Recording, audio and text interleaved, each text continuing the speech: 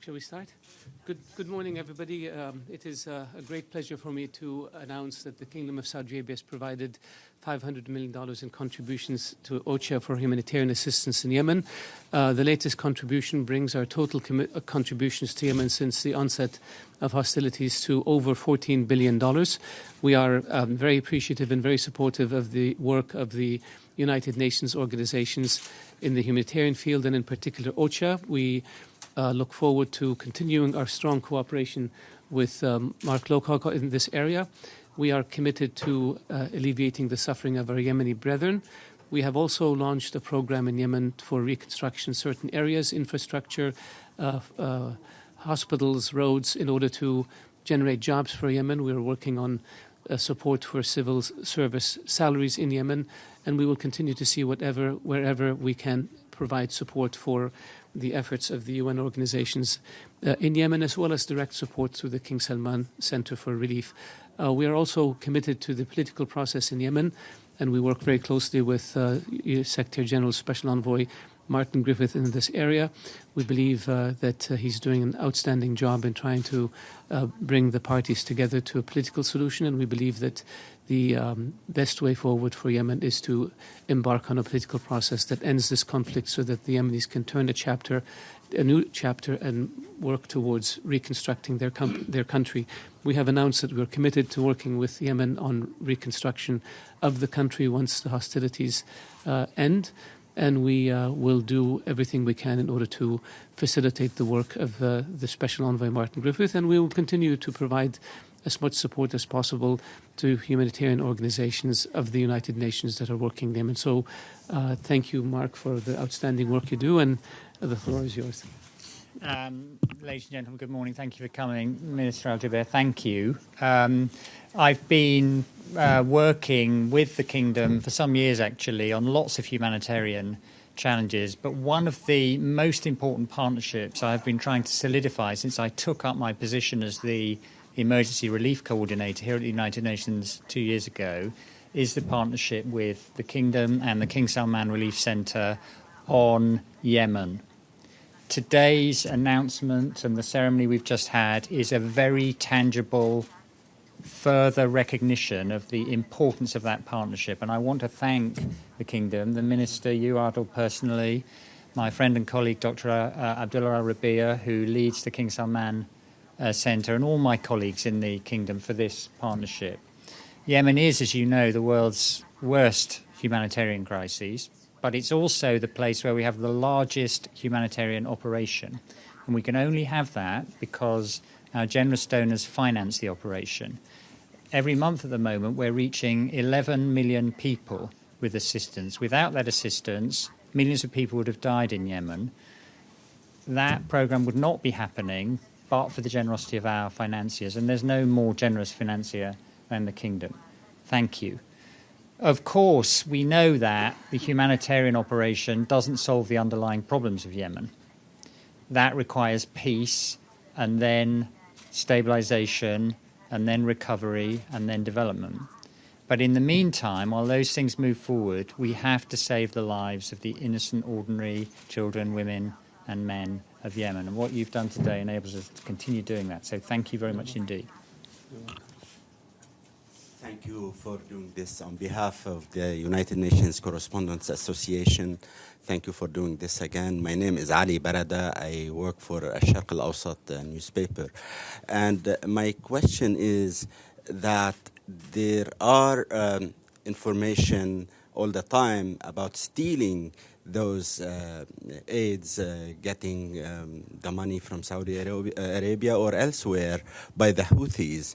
And what are you doing to stop this? And my question to Minister Jubeir, we saw these days the peak of diplomacy and the maximum pressure on the other hand regarding the situation between Saudi Arabia and Iran, especially after the attacks on the oil facilities. I wonder whether you can share with us any information about what do you want from the Security Council exactly to do with regards to these attacks, and whether you're going to be able to garner the enough support, especially from Russia and China and others, to get what you really want to protect Saudi Arabia. Thank you. So to deal with your first question, we face many, many challenges in reaching the hungry and the sick in Yemen. Diversion, insecurity, blockages, failures to agree permits, all sorts of challenges. And we have zero tolerance for corruption and theft in particular. We have very strong systems, not just run by the agencies who manage the money, but by third-party organisations to check that the people who are supposed to be being helped are getting the help they need. Whenever we have an allegation made, we investigate it. You've seen the specific way we've done that in respect of the diversion of food aid by the Ansar Allah authorities earlier in the year, which the World Food Programme had very intensive discussions about with them, and we were able to solve that problem. Every time we have a problem, we will stretch every sinew to make sure we fix it, because we are absolutely determined that the money provided by our generous donors, most generous of all the kingdom, gets to the people who need it.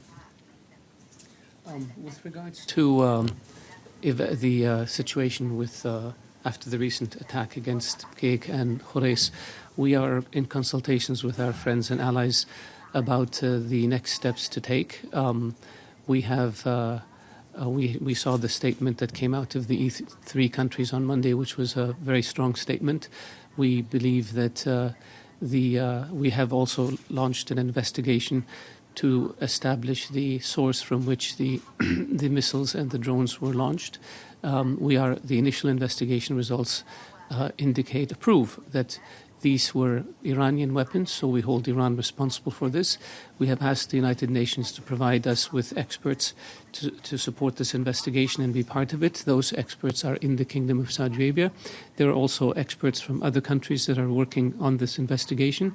And when the results come out, we will know where these were launched from, and then we will decide on what options to take after intensive consultations with our friends and allies. The key to this is that Iran's behavior cannot continue like this. Iran must abide by international law. Iran must comply with the rule-based international order, and Iran's aggressive behavior must be checked. And so we're consulting, we are assessing our options, and we are waiting for the conclusion of the investigation in order to establish where these missiles and drones were launched from. Do you want to take? Thank you. Thank you, sir. I would like to ask you here, Mr. Lowcock, concerning stealing also and corruption. There are investigations held by the United Nations, UNICEF, World Health Organization, into corruption by employees of the United Nations in Yemen. How can you ensure that every penny given by the likes of Saudi Arabia, the Emirates and others is spent well and reaching the people that needs it? And are you sharing the results of your investigations with King Salman Center, with the Saudi government, for full transparency, to assure the donors, the important donors, that their money is well spent? And sir, Mr. Foreign Minister Adel Al-Jubeir, how sure are you'll leave New York in a week's time or so, in the end of Anga, with assurances that what happened on the 14th of September will not be repeated? And if it is repeated, there will be huge consequences for Iran. So on the first question, the main way we know that the people who we're trying to help get the help they're needed is because we ask them. Not by asking the agencies delivering help to them, but by asking them independently. And overwhelmingly what we find is the agencies as I described earlier, face loads of problems and difficulties because it's a very, very difficult operating environment. But the agencies are very successful, actually, in reaching the people in need. If they weren't, what you would have seen is huge loss of life. There has been far too much loss of life, but it would have been on a much bigger scale were the agencies not both well financed and well able to deal with all the problems put in their way. We look at every single allegation made about fraud and corruption. United Nations agencies cannot afford to allow any of those things not to be investigated because everybody who finances us does it voluntarily. We raise $15 billion a year for United Nations response plans. We wouldn't raise that money if we did not sustain our reputation for reaching people in need of assistance. And we will always make that an absolutely top priority.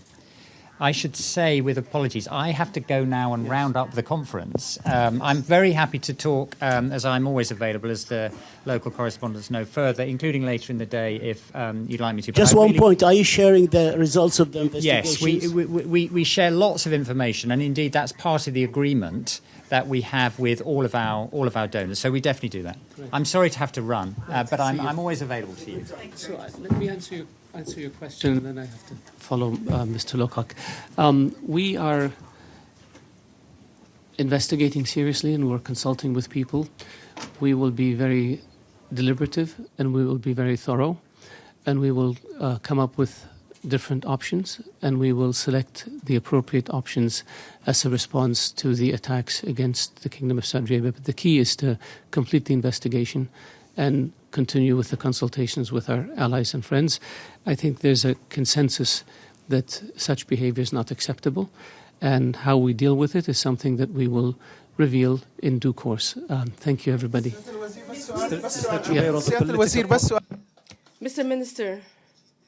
Mr. Minister, I have one question. I would like to ask you in Arabic. The Prime Minister of Iraq, who is currently in Saudi Arabia, what is your comment on the visit of Mr. Adel al-Mahdi and the next steps of Saudi Arabia when it comes to relations with Iraq? Another question on Iraq. There is the issue of popular mobilization. This is an irregular army that is accused of affiliation to Iran. You speak with Baghdad on this matter, and do you think this is a threat to Saudi Arabia? I think when it comes to relations with Iraq, Iraq is a neighboring, brotherly country, and we have common history. We have tribal and family ties and historical ties as well. The Kingdom of Saudi Arabia and Iraq have excellent relations. There is more than one consulate, and there is an embassy in Iraq, and we have crossings, and we also have commercial air flights, and there is an increase in the trade balance between the two countries, and we continue to improve the relation between the two countries. As for the popular mobilization forces, I think everybody's speaking with Iraq on this issue. Everyone wants a solution for this question. Iraq is a country that must exercise its independence and sovereignty, and we want to improve relations with Iraq on all spheres. When do you expect the investigation to be finished?